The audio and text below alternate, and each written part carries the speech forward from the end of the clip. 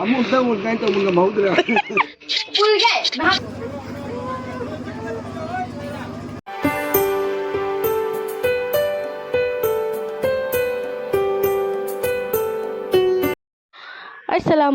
mayam, ngasidi koina taman numit ni nikagi numit adudi mayam mathang ucharage mayam yengminarasi. Horen en bagiro. Koi taman mayam do pubairo. Sigi sidi du yawram mani manungda rasgulla yawram mani du. Dana horen taman lakpagi usang thongbagi pulau kaika hawbagi katna sinlang Ilaichi pulau hawbagi tingtho thame du hujik taani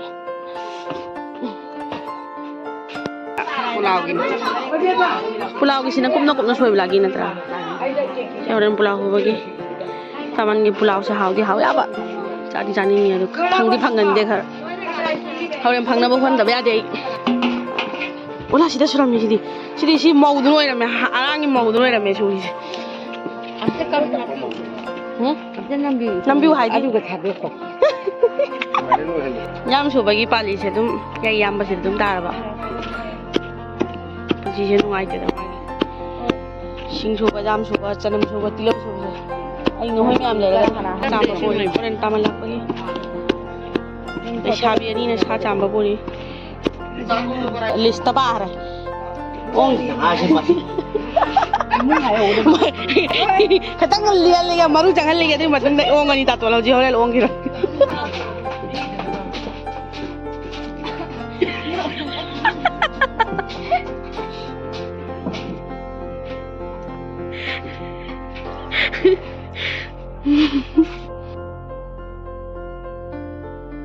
Aduga mayam sida papar tauba hore papar tauba loiraga namak thongani yense sida cham khotna tawre mayam sangom mafam bani si horen chuhiga tawraga horen tamanda pijanaba chak chaba loiraga matungda ekhoi gi chanabi salgi oramani hayya sawa phamana chalo sikhoi hayna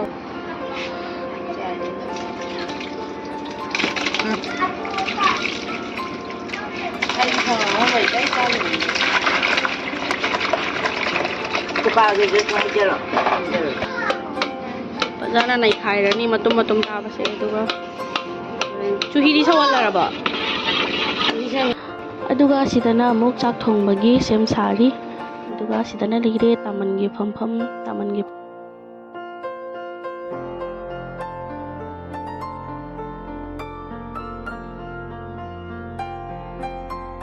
koina gift mau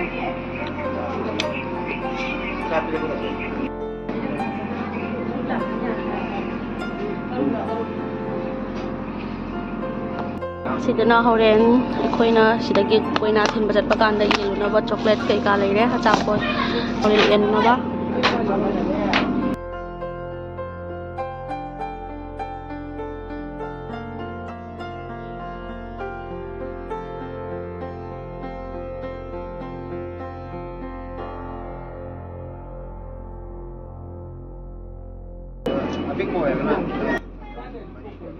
aduga sidana tayai hoi kwasemi horen tamalaga chanaba kwajarda koi kasardadi chak chaba loiraga matungda kwa chanaba se koi gi chanabini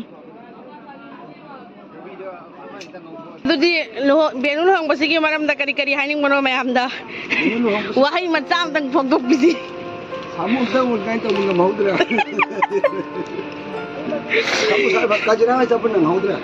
kagya adadi mayam imda magchalage koina imda lai ma iruri da koina gi gaya maina koina gi seba kana tauri ru mai tharaga samlang khang handana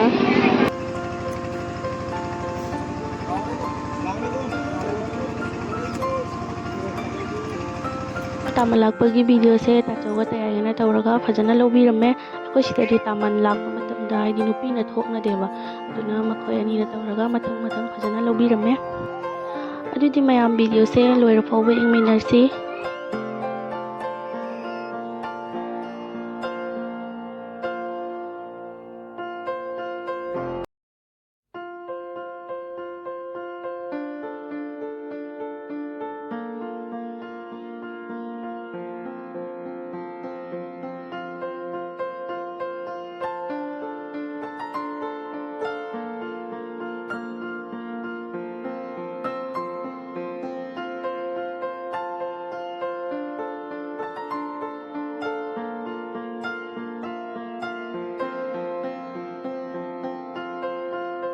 ꯑꯗꯨꯒ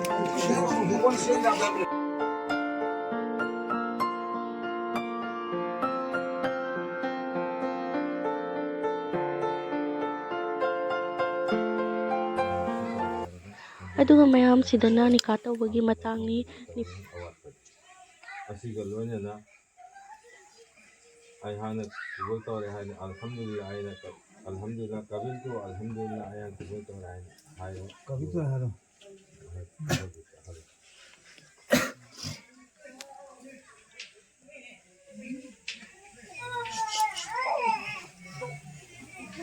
ꯆꯥꯕ꯭ꯔꯣ ꯂꯣꯏꯕ꯭ꯔꯣ ꯆꯥꯔꯕ ꯆꯥꯗꯕ ꯇꯥꯏ ꯍꯥꯏꯒꯅꯨ إن الله وملائكته يصلون على النبي يا أيها الذين آمنوا صلوا عليه وسلموا تسليما الله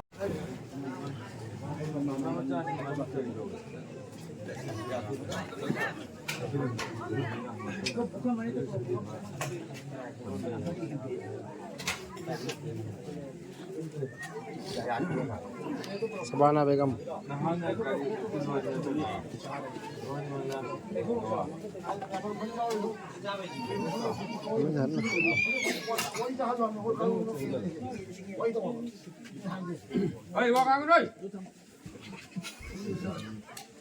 Alhamdulillah, nasibu nita, dalam berhadram jadi, zaman salah iba, Abdul Manak macam iba, Samir Ahmad na, Sabir Ahmad na, ikutgi Maragang Abdul Kamal macam Muki Sabana Begambo, Sarasari hati matungina, Aksan kau dengan kenal itu. Hai nih, maharna mukara adu fangga fanggiro, kita hanya tahti kabiro. Anu hal mentau. Ada Sabir Ahmad ki laiba, magi anda sindoi mak kurang lai se. Masih mahaku agak nikai deh makan lai ni mahak ya hai bagi jawab lo adu hal mak kerja tak. Kalau mana? Assalamualaikum. Si gawa ukil mang bada hum loire hoy Allah si lere ukil sidana amuk nupidagi ayaba lawba lae mohe ahum tawraga Sat eta hayo kada bi kuira di berani Sabir Ahmad mahaki ne hai ne ba maharna makaradu hangbagal wena nahaki ayabam Alhamdulillah hai bla kabil tu hai bla sial bisi aro chong si ara hai bangana bla lai habi adu kai doruni hayeng misi hay to ni ka da ulta ulta api uda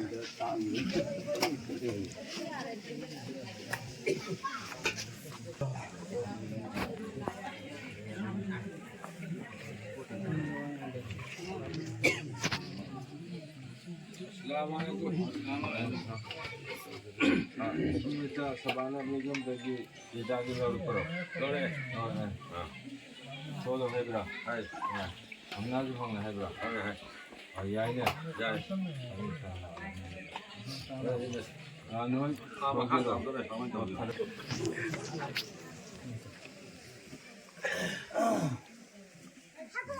الحمد لله نحمده ونستعينه ونستغفره ونعوذ بالله من شرور انفسنا من يهد الله فلا مضل له ومن يضلل فلا هادي له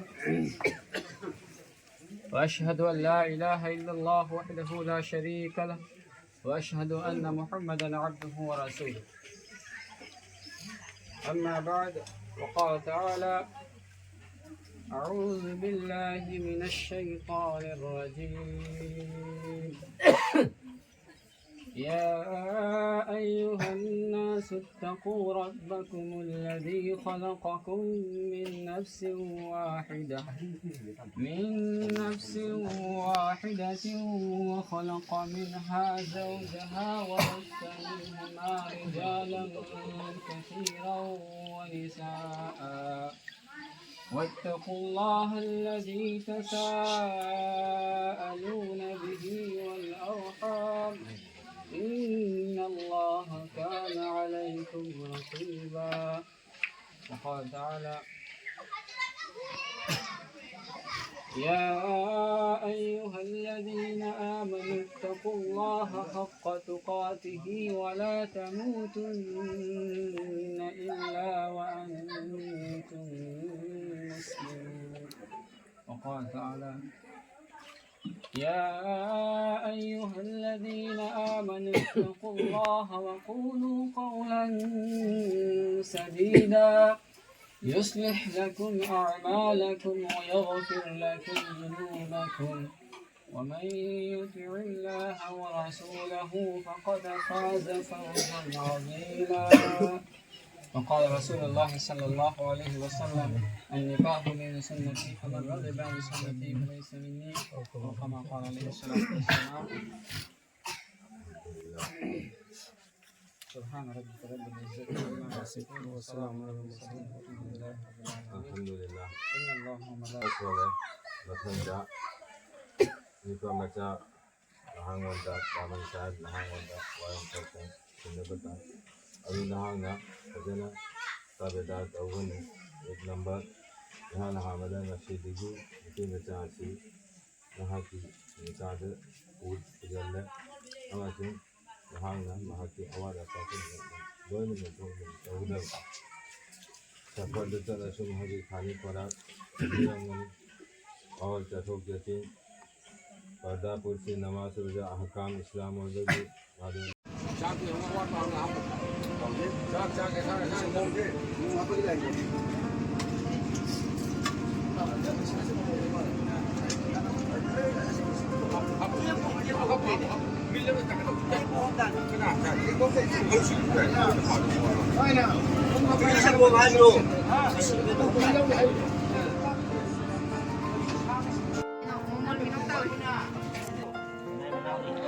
ꯑꯗꯨꯒ ꯁꯤꯗꯅꯕꯨ ꯑꯃꯨꯛ ꯇꯥꯃꯟꯗ ꯄꯣꯠ ꯊꯥꯕꯒꯤ ꯃꯇꯥꯡꯅꯤ. ꯇꯥꯃꯟꯗ ꯒꯤꯐ ꯄꯤꯕꯒꯤ ꯆꯥꯛ ꯏꯁꯤꯡ ꯆꯥꯕ ꯂꯣꯏꯔꯅꯤ. ꯑꯗꯨꯒ ꯃꯌꯥꯝꯁꯤꯡꯗꯣ ꯈꯔ ꯑꯃ ꯆꯠꯅꯈ꯭ꯔꯦ. ꯑꯗꯨꯒꯤ ꯃꯇꯨꯡꯗ ꯇꯥꯃꯟꯗ ꯑꯩꯈꯣꯏ ꯄꯤꯅꯤꯡꯕ ꯒꯤꯐ ꯁꯤꯗ ꯄꯤꯅꯔꯅꯤ.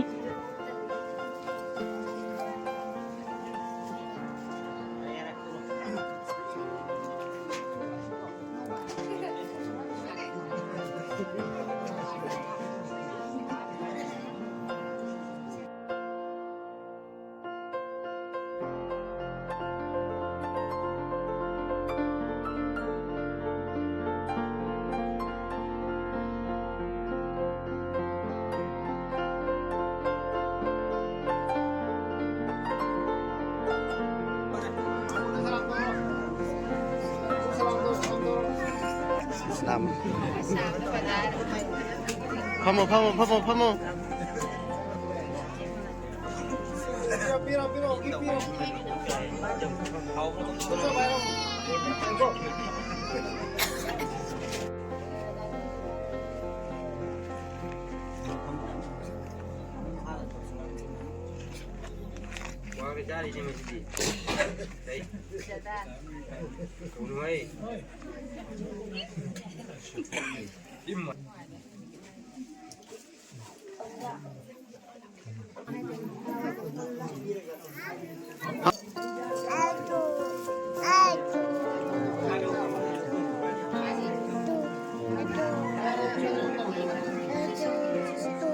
Pira, salam to. Bom gari orang mana ni aku.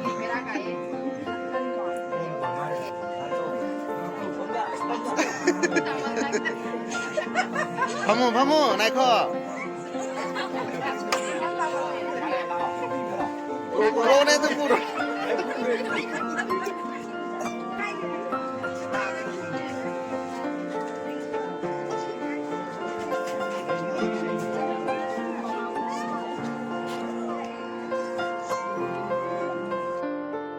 ꯑꯗꯨꯒ ꯀꯣꯏꯅꯥꯁꯤꯗ ꯂꯩꯔꯦ. ꯀꯣꯏꯅꯥꯁꯦ ꯑꯩꯈꯣꯏꯒꯤ ꯌꯨꯝꯗ ꯑꯣꯏꯅ ꯁꯦꯝꯃꯦ.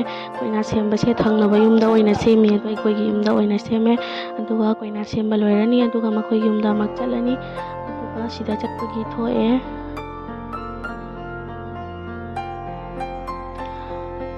ꯑꯗꯨꯒꯤ ꯃꯇꯨꯡꯗ ꯁꯤꯗ ꯏꯄꯤꯒ ꯑꯃ ꯎꯅꯔꯦ. ꯏꯄꯤ ꯍꯣꯏꯒꯤ ꯌꯨꯝꯗ ꯆꯪꯉꯒ ꯏꯄꯤꯕꯨ ꯅꯥꯟꯊꯍꯜꯂꯦ. ꯑꯗꯨꯒꯤ ꯃꯇꯨꯡꯗ ꯆꯠꯂꯒ sida ꯂꯩꯇꯦꯡ ꯀꯩꯀꯥ ꯍꯥꯞꯄꯒ ꯊꯣꯛꯑꯦ ꯆꯠꯄꯒꯤ